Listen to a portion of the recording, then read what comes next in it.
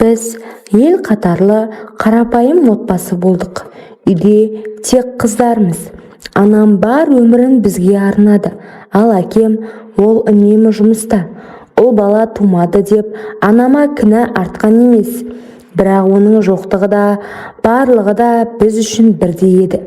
Әкем 3-4 айлап, тіпті одан да ұзақ уақыт үйге келмейтін.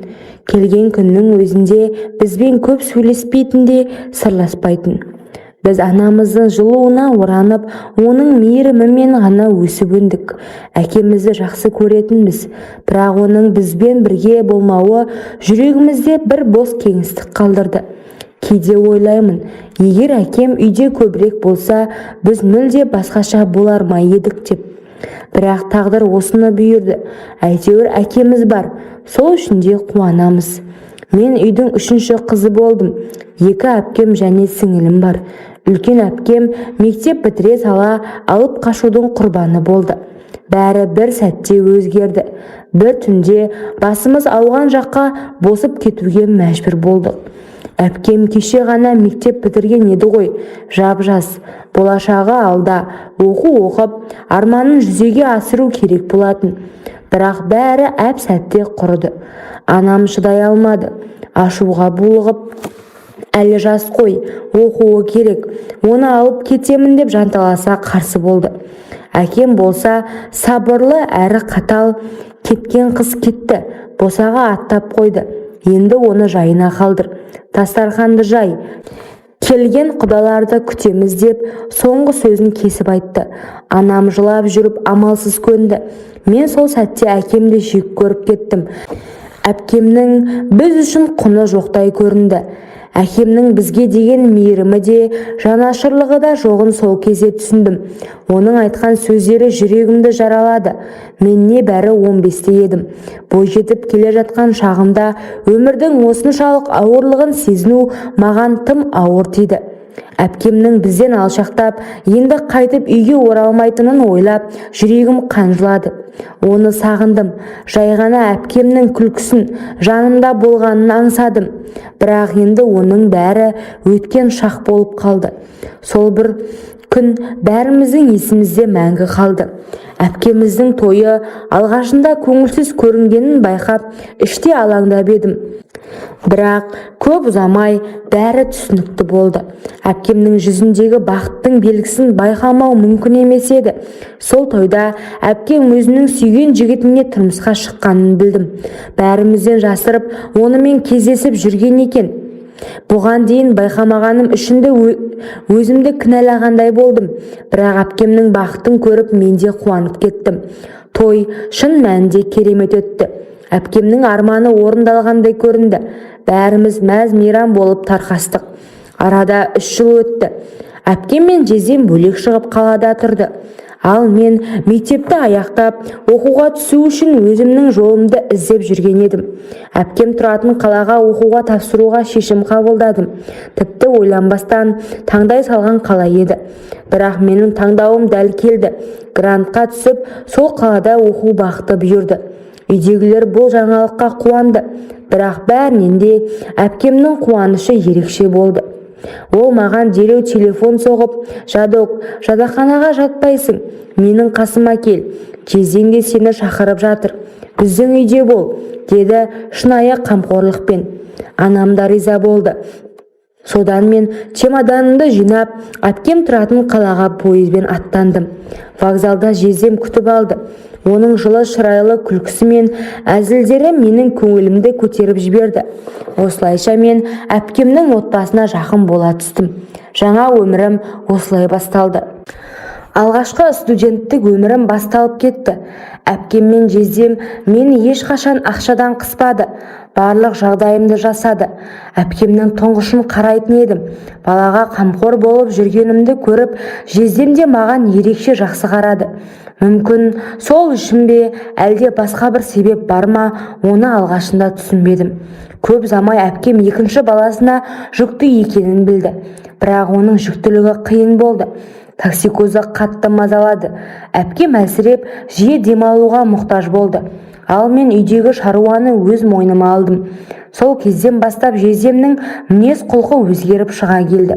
Алғашында оның қалжыңы ма деп мән бермедім, бірақ ол маған ерекше назар аудара бастады. Бірде сабақтан шаршап келіп, бөлмемде ұйықтап қалған едім. Қатты шаршаған болуым керек, ештеңені сезбей терең ұйқыға кетіппін. Қапелімде жездемнің бөлмеге кіргенінде байқамадым. Аяқ дыбысынан да, есік ашылғанынан да оянбадым. Тек бір сәтте денемді біреу ұстағанын сезіп, шошып ояндым. Көзімді ашқанымда жездемнің менің жанымда тұрғанын көрдім.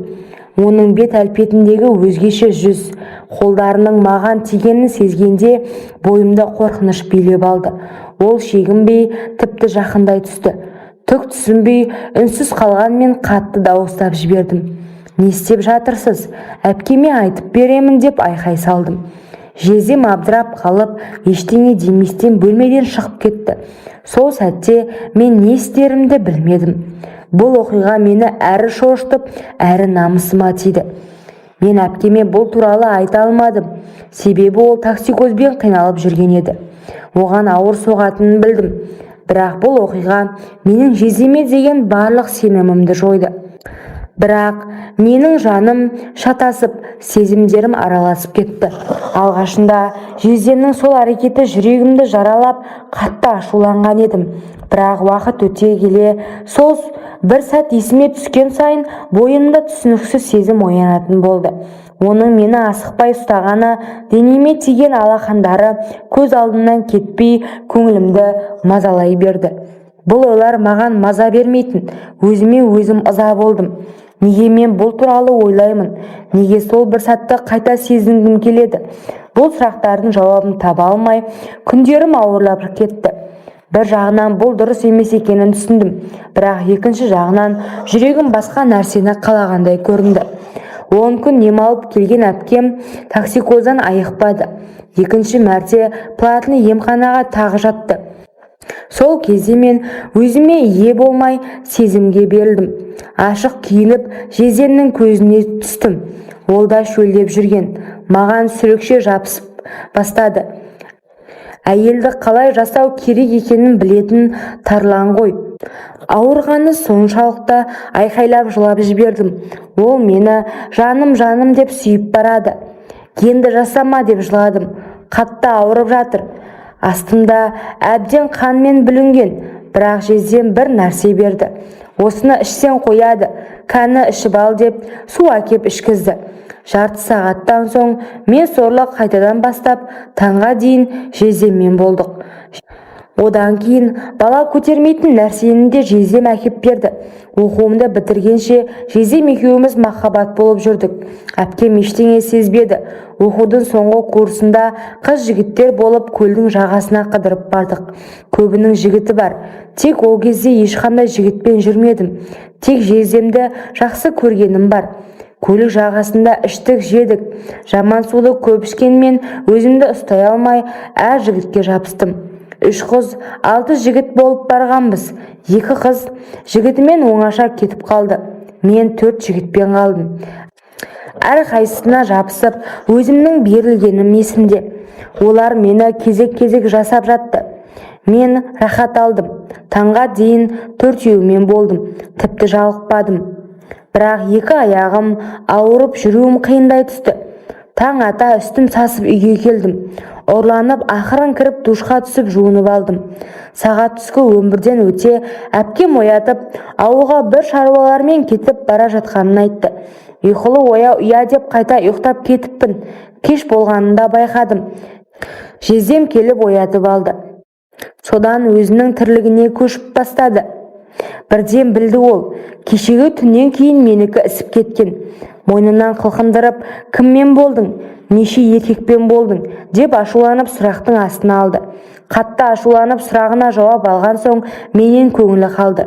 Үйден кет, сен аурусың, деп сол күні мені үйден қуып шықты. Сол күні далаға қалған мен группалас жігіттен көмек сұрадым. Ол қуанып, өздері тұрып жатқан пәтерге шақырды. Сол түні тағы да 4 жігітпен таңға дейін болдым. Солай 1 ай бойы әлгі еркектердің ермегі болдым. Ең аяғы ақша жасап, жеке пәтерге шығып, еркектерді қабылдап жүрдім. Қанша болсам да ешқашан тоймадым. Қазір жасым 30-да. Әлі күнге дейін қабылдап ақша жасап жүрмін. Бәрі менің жаман қыз екенімді біліп алған. Әлде қашан теріс айналды. Ал мен бұл қылығымды қоя алар емеспін. Қартайып келемін, отбасы құрғым келеді. Бірақ бір күні менімен болған еркектің бірі не қайнағам, не қайным болып шығып қалса, не болар екен деп тұрмысқа шығуға қорқамын.